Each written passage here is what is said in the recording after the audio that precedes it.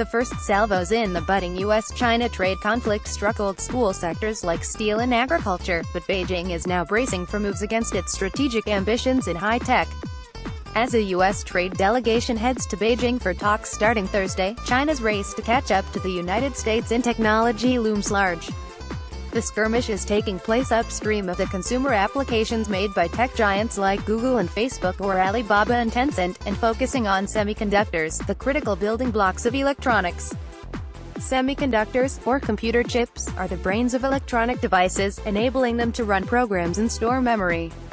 Most are made by U.S. giants such as Intel, Qualcomm and Micron, which have decades of experience developing the integrated circuits, as well as manufacturers in U.S. allies South Korea and Taiwan.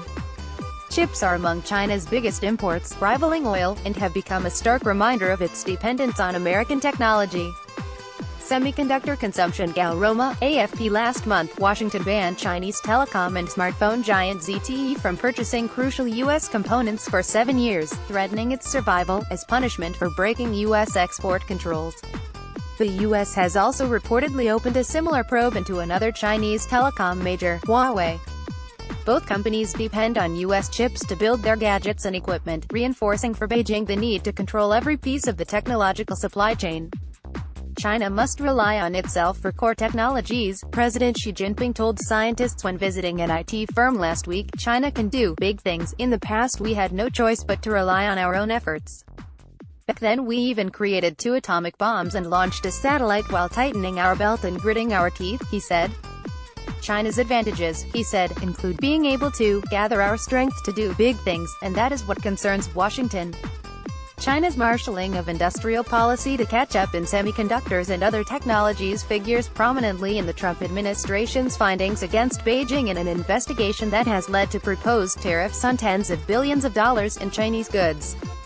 The Trade Representative probe looked at Beijing's intellectual property practices and innovation policies, with a subsequent report taking aim at its Made in China 2025 program, which is designed to spring China from a maker of sports shoes and denims into high-tech goods.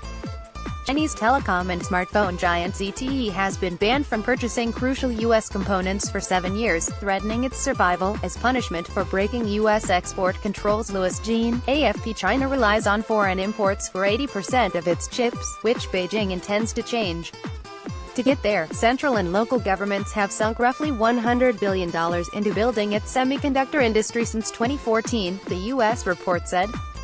About $20 billion has been funneled through the China Integrated Circuit Industry Investment Fund. After the export ban against ZTE was announced, officials in Beijing confirmed they were mustering investment for a second national fund. One firm to benefit recently was Huahong Semiconductor, a state-controlled company listed in Hong Kong that in January received a major investment from the State Chip Fund, with which building a $2.5 billion chip factory in the eastern city of Wuxi. Long way to go. Huahong benefits from a lower tax rate and said in filings it expects its Wuxi venture to receive plentiful debt financing from Chinese banks, along with land subsidies and help recruiting talent from the city.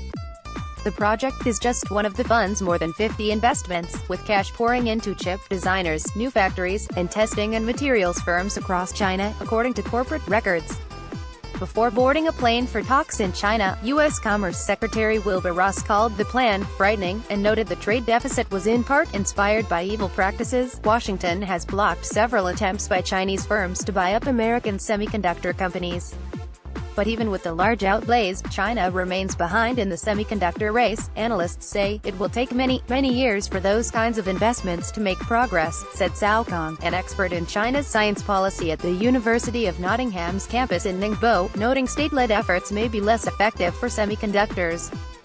China can direct state-owned enterprises to make purchases of the large aircraft and high-speed trains it builds, Cao said, but the consumer is the end user for semiconductors. They don't want to use second-rate technology, he said. State-led investment can also push funds the wrong way. A decade ago, Beijing lavished funding on a breakthrough in domestic chip production called the China Chip. The project came crashing down when a whistleblower alerted authorities that the professor behind the program was buying imports, etching off their markings and stamping on those of his own company.